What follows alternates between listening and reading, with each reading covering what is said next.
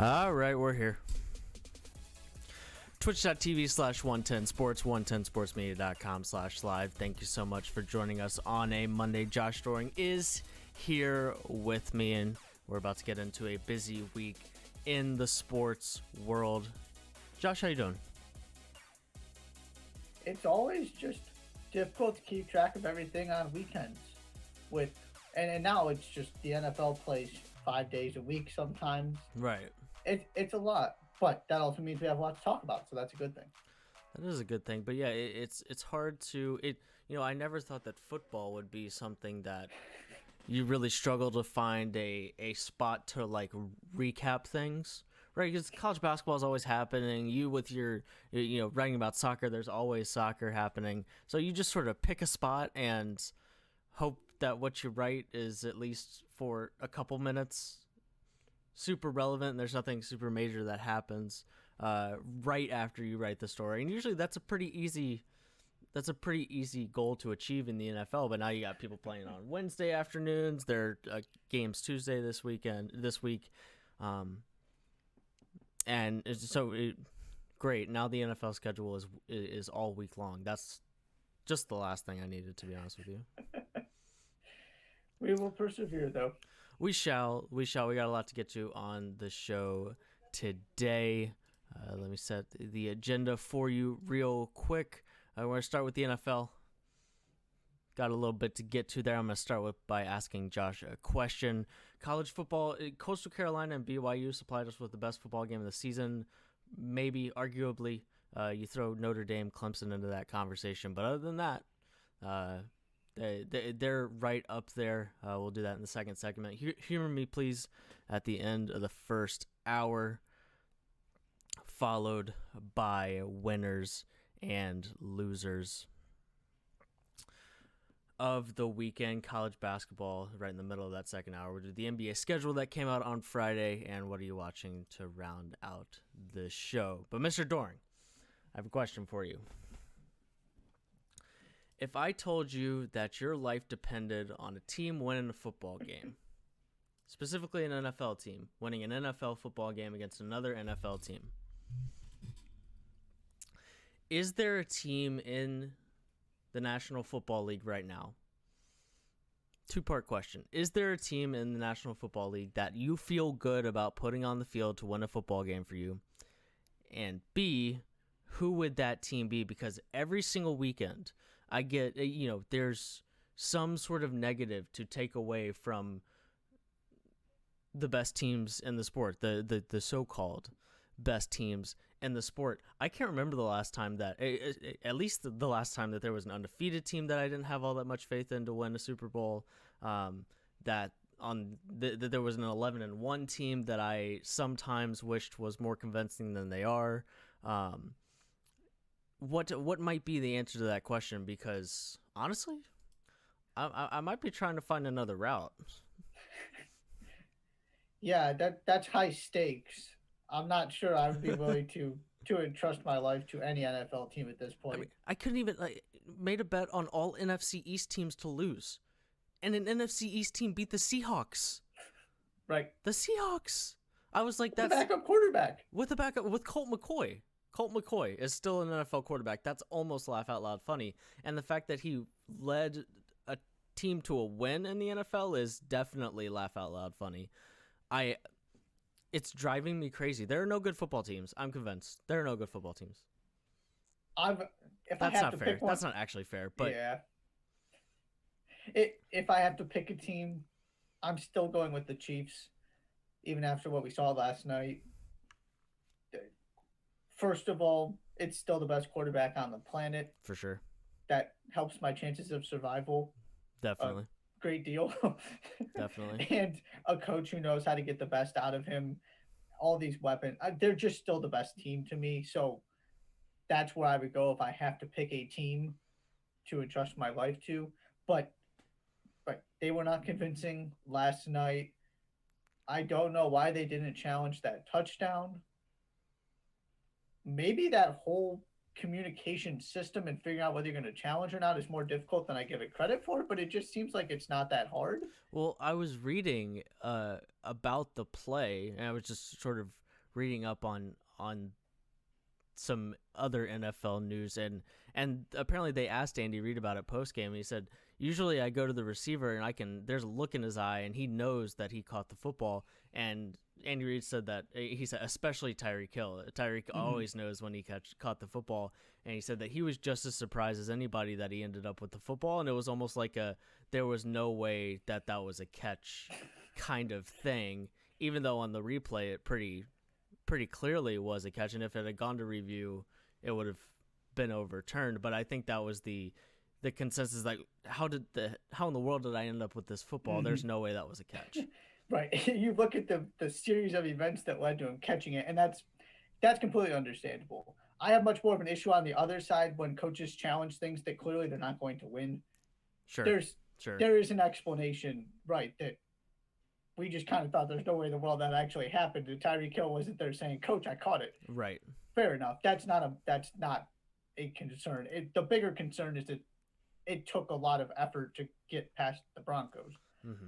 But you go down this list once you get, and especially once you get outside of the Chiefs, the Steelers, the Saints, and the Packers. Because I think generally speaking, those four teams are doing their job. Generally speaking. After that, you're looking at the Seahawks, who, just lost to the Giants, and Russell Wilson got sacked 5 times. You're looking at the Browns, who, and maybe this is where we go next. I don't know what to make of the Browns, because to me that game is a perfect encapsulation of the 2020 Browns. They're winning 38-7 at halftime. Baker Mayfield has 4 touchdown passes. The social media world is exploding. And they won by 6 and had to recover an onside kick to do so. They're 5-1 in their last 6 games and have no wins by more than 6 points. Mm-hmm. Their point differential this season is -15. And yet here they are as behind those 2 teams. You're looking at it, and whether you like them or the Bills better, right now, by record, they're the 3rd best team in the AFC. And the AFC is clearly the better conference at the top. Mm-hmm. When you look at, obviously, the 2 teams with the best records are Pittsburgh and Kansas City. I don't know what to do with this Browns team, and I picked them to win this game. They made me look good doing so. I think they're playing too well. Well, specifically, they're winning too many games for us not to show them the respect they deserve as a team with the record that they have. But at the same time, there's part of me that can't take that team seriously as a title contender, no matter where they end up in the standings, just because they're winning these games by 3, 4, 5, 6 points. And they got blown out by the Ravens once and the Steelers once when they played the better teams, but they looked phenomenal for 2 quarters against the Titans. This is very confusing, but to me, that was if you want to explain the 2020 Browns, it's that game. Yeah, no 9-3 team is lucky, but right. I mean, you could pick 6 plays probably across the course of this season, and the Browns are 6-6 instead of 9-3. I mean, the Titans had 2 possessions in which they came up with no points in the second half and still almost won this football game. They turned it over in the second half once and still almost won this football game. There were missed opportunities, right? It's not like they just ran out of time. They had 2 possessions that they didn't do anything with and still managed to, right, the Browns had to recover an onside kick to officially seal this game before the timer was 0-0, and at halftime, you shouldn't have to worry about that. The Browns, I refuse to put the Browns in title contending conversations because Baker Mayfield is their quarterback. I just refuse to do it. He looked really good at times yesterday, and that's I'll concede that, but might have been the best game of his career. Might have been, but all the intangibles I'd like to have for my quarterback that I'm trying to win a Super Bowl with, I just haven't seen in Baker yet. But right, this Browns team is super confusing. I didn't even look at this. I was shocked to see that I looked in the middle of the fourth quarter, and it was like a football game that you needed to tune into, and that wasn't supposed to be the case at the end of the first half. It was 30. They scored 3 points, right? I mean, it's it's in a game in which you only score 3 points in the second half, and it's still probably Baker Mayfield's best game of his career, even if the first half is the way that it was, is a little worrisome, because that just by definition means that the best game of his career, he didn't actually dominate for all 4 quarters like most guys did for the best game of their career. I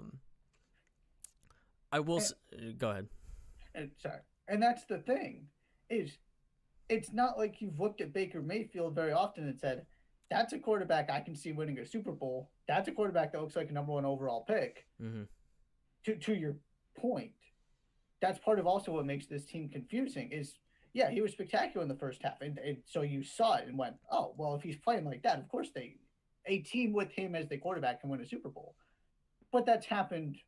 You can count on one hand the amount of times that's happened in his career so far. Right. He's been much more maligned and, to a certain degree, I would even argue, disrespected than people trying to jump to his defense and presenting him as something that he's not. Mm-hmm. It's much more negative with him, I feel like, than positive. Where Bills fans will defend Josh Allen all day long. And Josh Allen's played really well this year. I'm not saying Josh Allen's a bad quarterback, but Josh Allen has his flaws. Mm-hmm. And generally speaking, people don't want to talk about that. Where Baker Mayfield, they'll pick him apart all day, which just makes this team that much more confusing. 100%.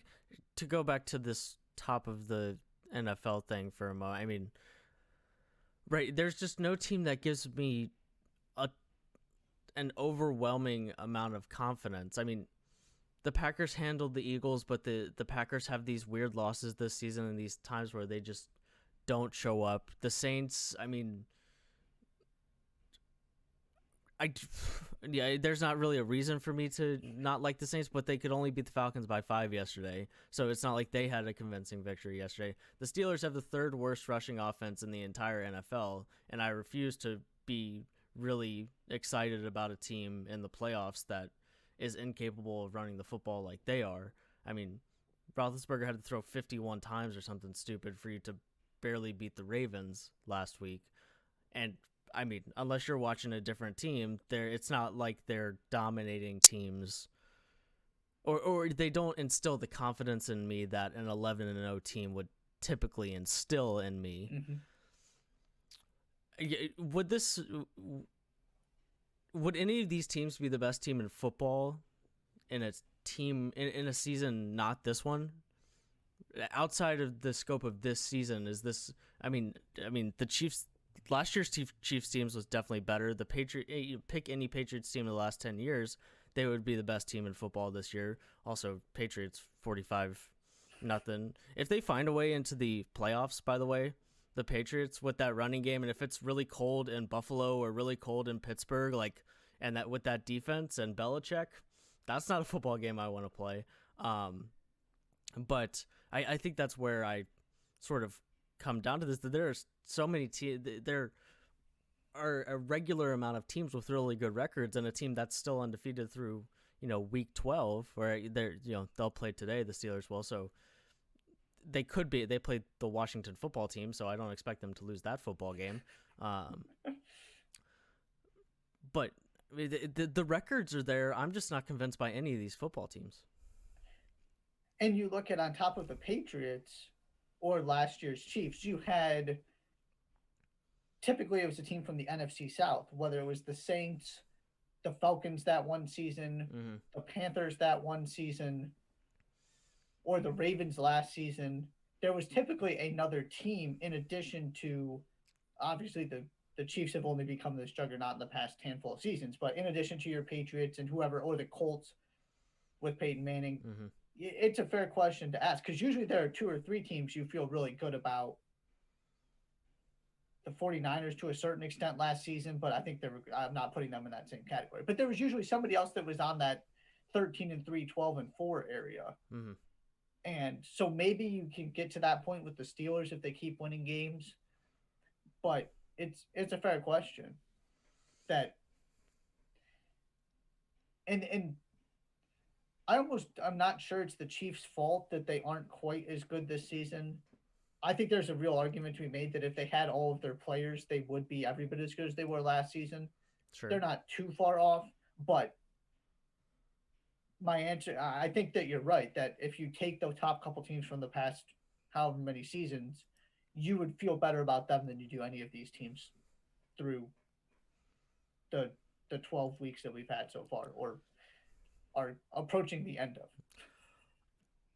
I feel really bad for the Bears and Bears fans because Twitter explode. I can't tell. I couldn't count how many tweets I was reading about the Bears, the offensive explosion, 23 points in the first half. What is going on? And then they get outscored 21-7 in the second half and lose to the Lions. I tweeted like, I think it was halftime, right before halftime. I was like, all right, Bears fans, are you more inspired by the offensive performance here or just depressed by the fact that Twitter explodes when there's any sort of resemblance of an efficient offense? One of our friends, she responded with yes, which was pretty emblematic of a Bears fan right there. But it was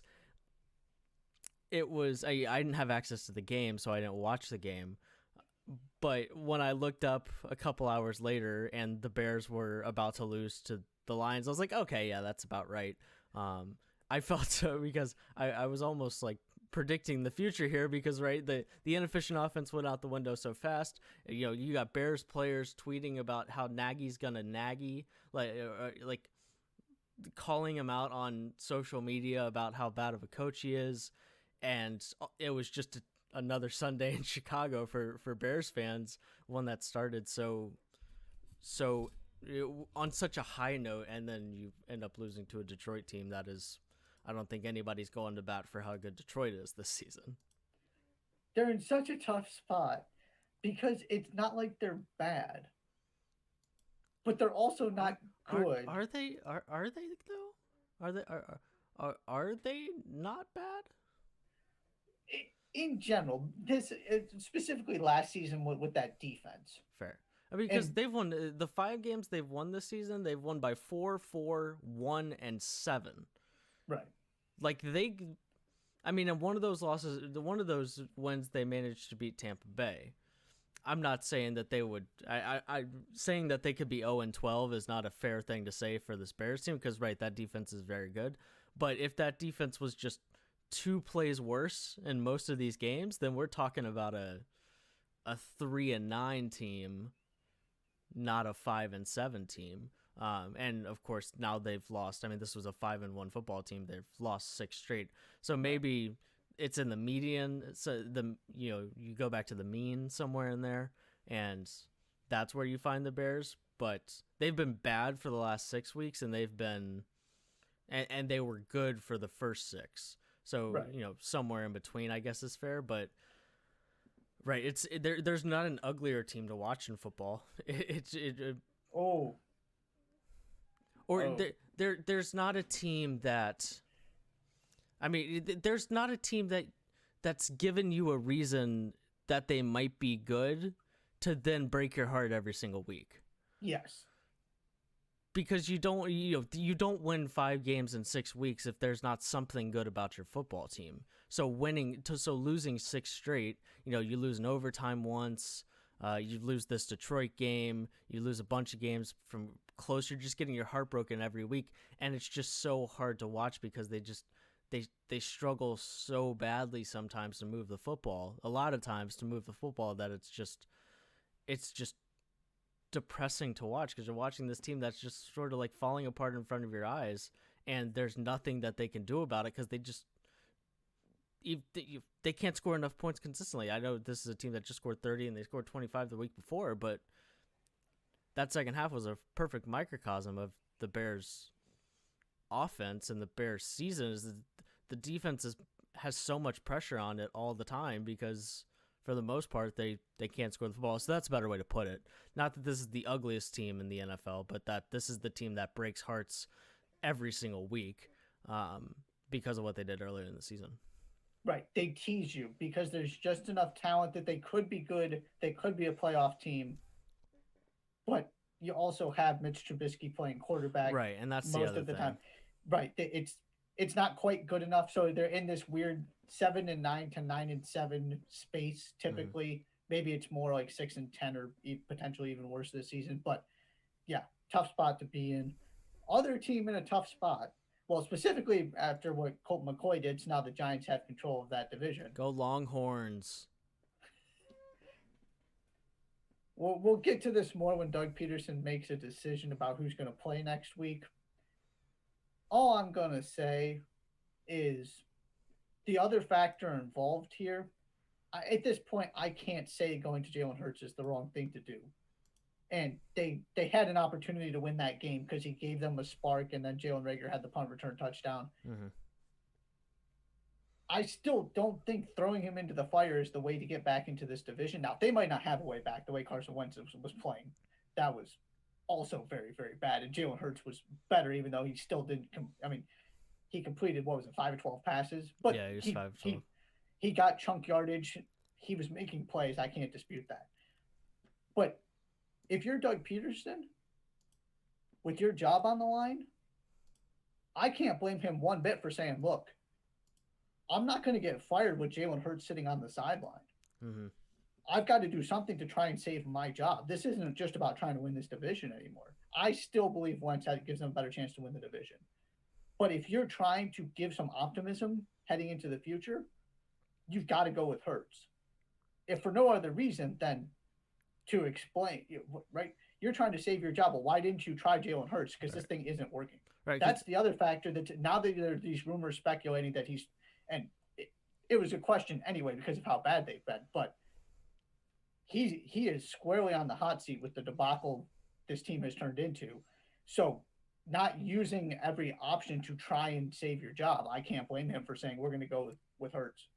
Right, and then it's a win-lose situation, but it turns it from a win-lose into a win-lose, right? If Hurts works out, then you're the guy who saw something in Hurts, even if it was just you trying to save your job, and then you get credit for making that move. Or he's bad. Carson Wentz was bad too. He's bad. You get fired, and you were going to get fired anyways because Carson Wentz and this football team just haven't been good. So yeah, I'm right there with you. You got to do something, even if it's just a Hail Mary to try and save your job. Because I find it hard to believe unless they win their next 5 games. I find it hard to believe that he's giving them any reason to not fire him if they're moving in that direction. I guess that's the way I'll put it. If they're already deciding that this is probably something that they're going to do, or it's gaining traction, then what can Peterson do to change their minds? And one of those things is try Jalen Hurts, and if it works out and you win some football games, then you're the guy who put Jalen Hurts in, and you've at least got a leg to stand on. Somebody has to go at the end of the season, whether it's Wentz, Peterson, or Howie Roseman, or a combination of 2 or 3 of them. Yeah. And I think that's basically the conclusion that's been reached by the people, by Jeffrey Lurie and the people with the ultimate decision-making power. Mm-hmm. I don't know who it's going to be, but that's the point we've gotten to. Yeah. Coming up next, we're going to talk Coastal, BYU, best football game of the college football season, and some other college football stuff. We'll do that next. You're watching 110 Daily on the 110 Sports Network.